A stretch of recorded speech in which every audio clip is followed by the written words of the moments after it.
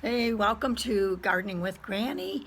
And today, this is early July, and we're going to take a look at what's been happening in the veggie garden. These are raised beds, and most of the vegetables I've started from seed. And if you look at my February videos, you can see me actually creating these plants from seed. So let's go. Well, hello, friends, and welcome to the early July veggie garden tour. These are my raised beds, and unfortunately, where they're located is a very noisy area. So I hope you don't mind. I've created this PowerPoint presentation so that so that you can hear me and enjoy what I'm saying rather than fight with traffic noise. So here we go. This is one of my raised beds. This is about the third or fourth year for it. And it is actually two of these wood framed raised beds. And I've had varying degrees of success. I actually really like them. They were not built to have a sprinkler system shooting right on them. And so after the first year, they kind of caved, and my husband had to put in support boards to preserve it. So these are also additions that we put on, so that last year I grew tomatoes on it and I needed the height of it. I threw in red cabbage that is doing quite well. There's some nasturtium.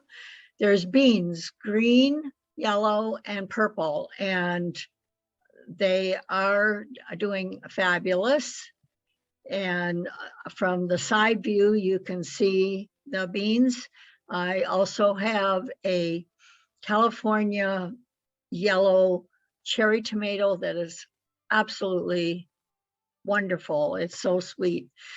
And I have another San Marzano. Now, my goal this year is not to have to buy any plum or sauce type tomatoes. And so I grew many plants of San Marzano. I gave quite a few away, and I kept quite a few. I have them at varying stages and in varying places, so that if bugs or some kind of disease gets on one area, hopefully the other one will be okay. And these are some of the beans that I've harvested off of those plants. And we actually had them last night as a side for our salmon and rice dinner. It was divine. And this is a Vego garden. I have three. We have put up two. This is a brand new addition that we put in this spring.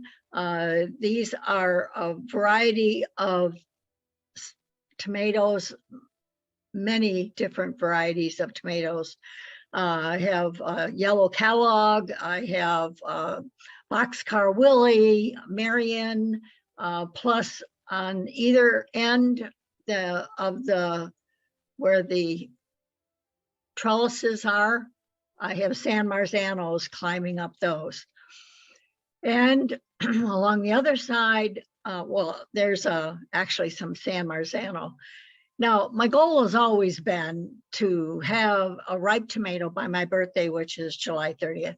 And so these San Marzanos have been growing and green for 3 weeks. Now, I anticipate that I will meet my goal this year, being this is only July 2nd. So hopefully I will be able to have these, if nothing else. I also have in this bed celery, which I absolutely love growing in between the tomato plants because it shades it, protects it, and makes the stalks much more tender. I also have carrots growing in here, and I'm not sure you can identify any carrot leaves in this. In the second veggie bagel garden bed, I have broccoli growing. I had kohlrabi, which, I'm sorry, not kohlrabi, bok choy. And we've already taken out the bok choy. They went to seed quickly, and I'm hoping to sow some more mid-July so that we can have them in the fall. Apparently they don't like the heat at all. These are red and yellow onions, and I've already cropped the top a couple of times and used those in different dishes. I love using green onions in different dishes. These have actually, when I took this picture, it was at the end of June, and the broccoli was starting July 2nd, starting to flower. So I actually already harvested this particular broccoli head. Now, I don't know about you, but sometimes things grow in your garden that you didn't plant. So stay tuned for that one. This is cauliflower. I decided after we took out the bok choy to stick in a cauliflower that I had started, and they were still in a small container. And once it's in the ground, I think it's going to explode. So we'll see how that happens. You can just see the beginning of my green peppers. But check this out. One day I came to my garden to look at it, and where my drawing of oranges was this huge mushroom fungus-like thing. It was airy. When I looked it up and researched it, it said it reminds people of dog vomit. It didn't have any smell, but it was gross looking. I took a stick and it just kind of like disappeared and left this gooey mass. So I'm going to leave a link in the description below.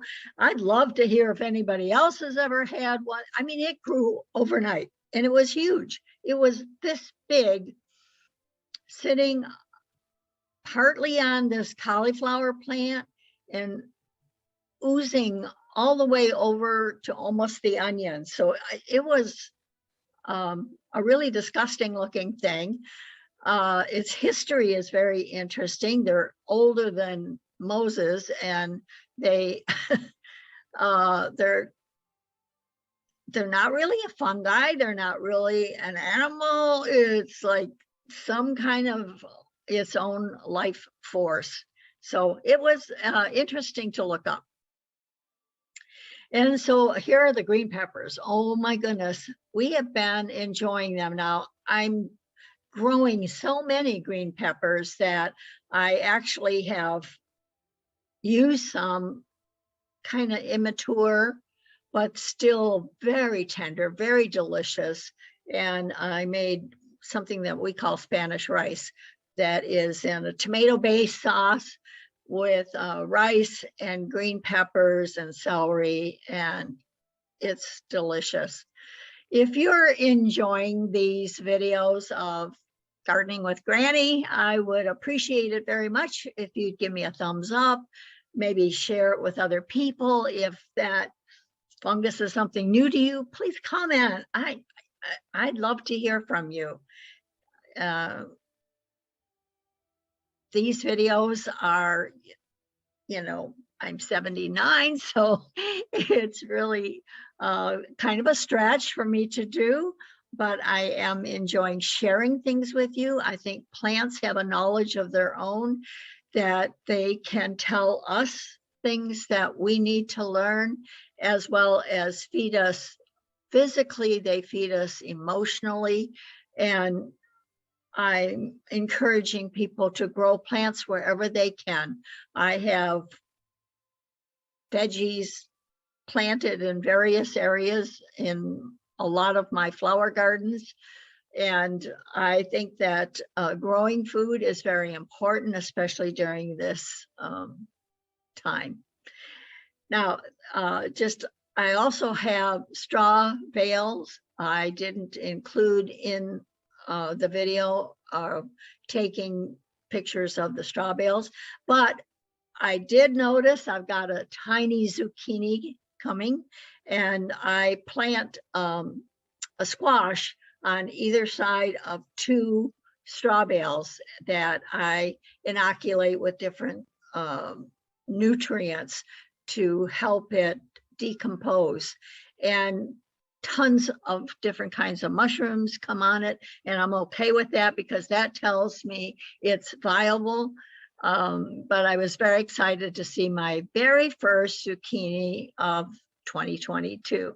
So I hope you've enjoyed this very short video of my veggie garden, and I look forward to sharing another one with you very soon, because I can't believe how things have grown and developed in just, I mean, every day you go out, there's something new, like that fungus or whatever it is. It's not really a fungus, is it?